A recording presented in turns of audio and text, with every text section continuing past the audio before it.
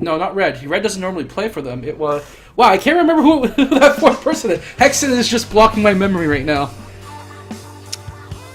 Let's see, it might be It's their NZAP player. Yeah, their NZAP player isn't in this. Oh. In this group Oh right yeah. now. Oh gosh, I know who you're talking about now, but I can't. Sunny. It's Zigzag. There we go. That's Zigzag. Zigzag. Yeah, I knew it started with a Z. There we Okay, go. but, I see. Okay, wait. What? Sloshing machine? H3? That was real. What? Wow. Okay, sloshing machine. What do you think about this weapon in general? It just came out a few weeks ago. Very nice kill, right on top of Kyo. Like, what is the strength of the sloshing machine, you think? Well, I think if you're using this, you're looking to put pressure up on that plat. This weapon does it better than any of its other buckety cousins. So, you know, it doesn't have a kit that a lot of people may enjoy as much. Of course, it has the auto bomb and the stingray, but I think that it's really being used to try to put as much pressure up on the plat and up over those nice little ranges as possible, as Chef waiting about as long as you could possibly wait in that situation. But yes, a very interesting pick. So that's not really Hexen. I think that is actually... I don't know who is playing that then, but it's not Hexen. They're memeing. So... Why do they always make our job so hard? I don't know. Look, if I could advocate for everyone has to stick to their name tags, I would so do it. That was a little bit of an unfortunate jump in there. Very nicely timed auto bomb there, taking out 2 members immediately. And this is just giving a lot of room for Saikai to grow. As we've been just talking about all this sort of stuff that's been happening right now, Saikai have been managing to take control of the turf very nicely here.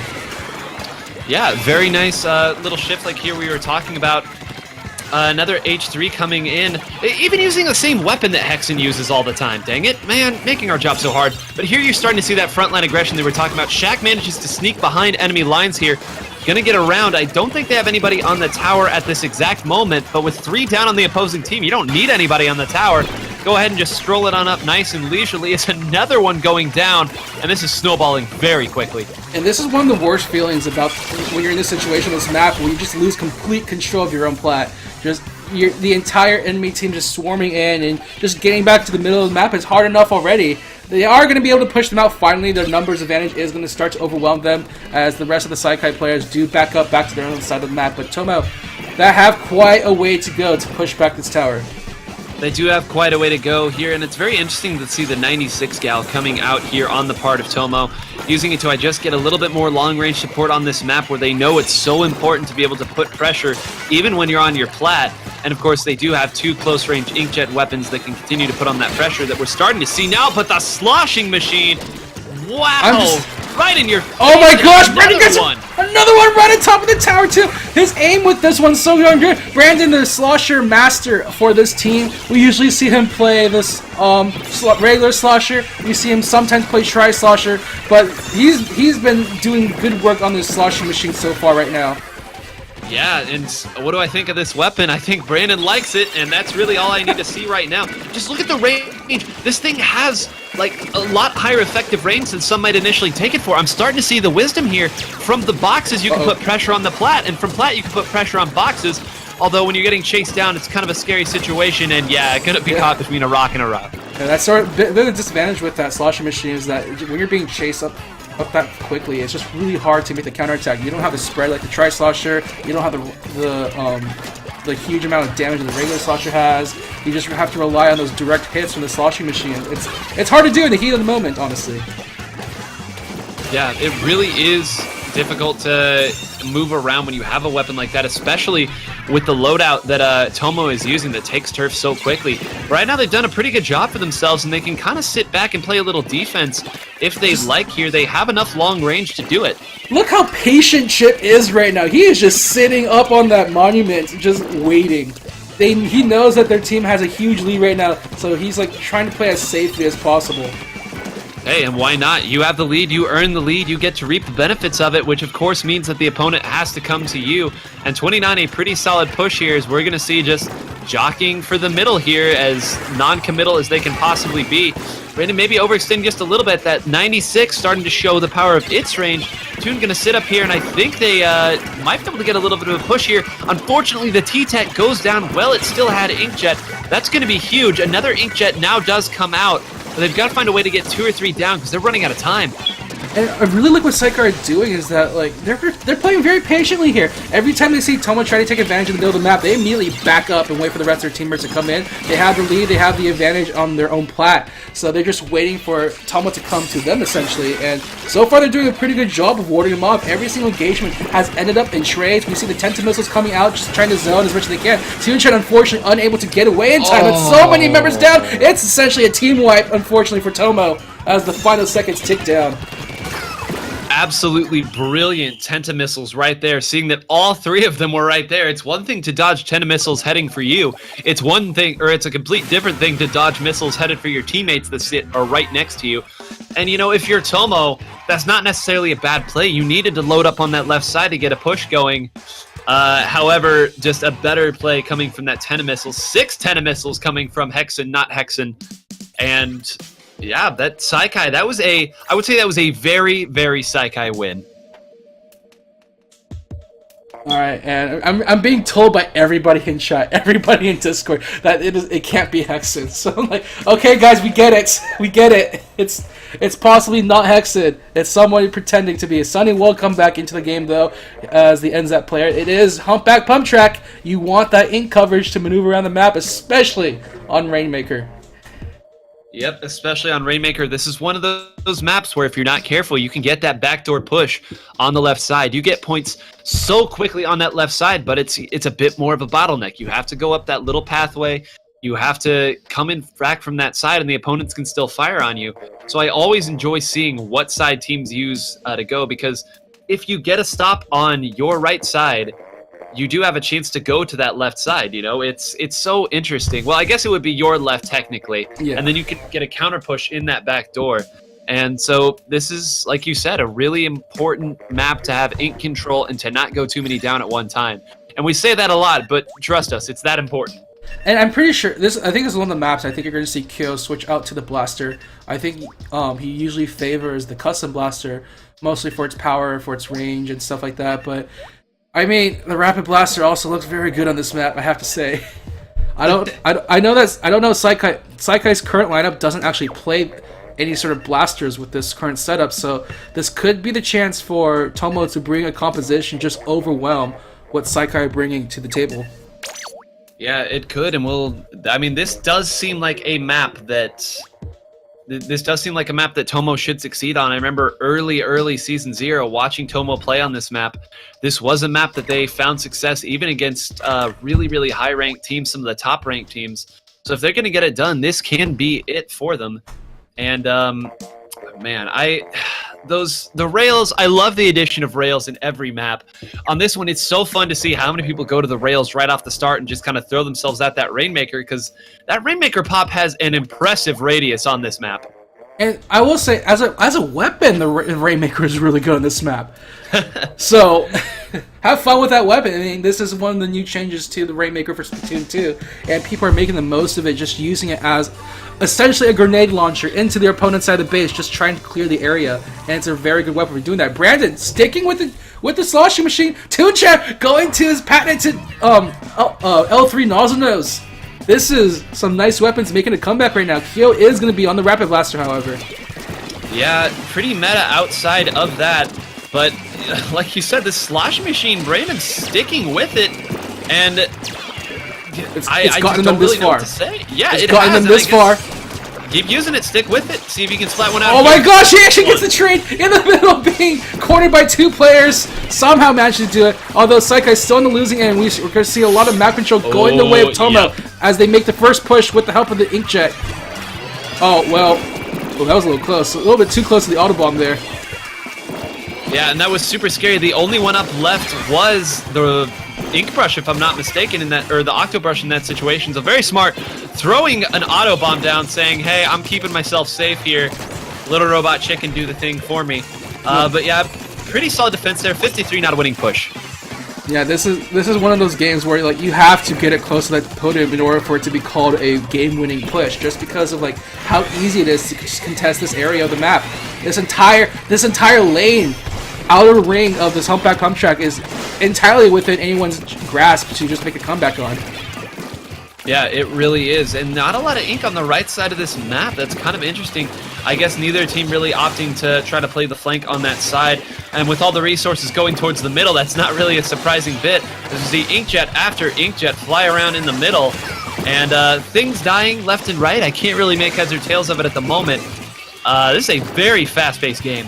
Yeah, Kevo is a little bit stuck at the moment, has to wait for the barrage of ink to go away. That was waiting for the inkjet timer to go out as well. Autobomb also going off left and right. So Saikai doing a pretty good job of trying to control the middle of the map. They just need to transition that into a push somehow. And they have two specials to work off of, but their sloshing machine already being popped in the middle of the map, so they're going to have to wait to use it just a little bit. The ink armor going to be popped right now. It looks like they're going to start using it.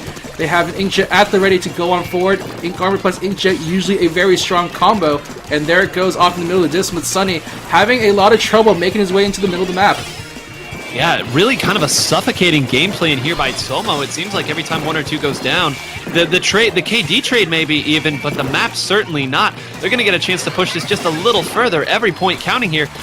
That's going to be 35. A much better push than what they were at before. Oh! As another one goes down. Is that the baller? Yes, Toon! Corners them down! What a good use of the baller, too. All by himself, making his way through, just pushing the point lead even further. Unfortunately, going to meet Chip in the face as well, but Chip gets taken out as well. That's a full team wipe! That's a full team wipe for the Rainmaker Shield Blast! Oh my god! Little time to get up there. I believe, yeah, it was Kyo. There were two in that situation, and unfortunately, one down, and I guess there was just not enough focus on the Rainmaker Shield, because 3 went down to that Rainmaker Shield in that situation. The Rainmaker Shield, the best weapon in the game. Oh my Forgets god. your Tri-Slosher. Wow. Wow, what a play. I have to say, very nice job on Toon just grabbing that Rainmaker, catching everyone's attention. You're going to see Silver Sanction just trying to regain as much ground as they can, but they just forgot about the Rainmaker Shield because it's on their side of the map. Why would you think about your Rainmaker Shield popping on you against you? Yeah, no, and that's why those little tiny incremental 10-point pushes, they may not translate, but eventually one time or another, you're going to catch him sleeping, and if you do that, you just might make the play you need to get the knockout and bring yourself back to a 1-1 set, and that's exactly what TOMO did. And now, Splat Zone's the Reef, another map where I feel like TOMO's control game plan will serve them very well. I mean, we are going to most likely see Kyo. Maybe, well, I don't know. What do you think of the Rapid Blaster on this map? I think that the Rapid Blaster is a very strong pick whenever Splat Zones are out because it does give you a little bit of killing potential. Because ideally you'll be stacking a lot of shooters, you'll be stacking a lot of ink control weapons, so you're going to need at least something that can get some kills from a distance. The Rapid great there, and of course the Rapid not a bad painter itself with that wonderful special that they decided to give it. Oh yeah. So I think the Rapid Blaster a very strong pick, especially on a map and mode like this where you can kind of set up and tee off on the bridge. Yeah, what if there was an Ink Mine rush? What it played like Splatoon 1 rules of rushing. It's the same as your sub. You just have mines everywhere doing very little damage. Hey, 30, 30, 30. That adds up. You need 4 mines to kill somebody. That's how long it takes. Hey, but if you can set up 10, I mean, I don't know. In any case.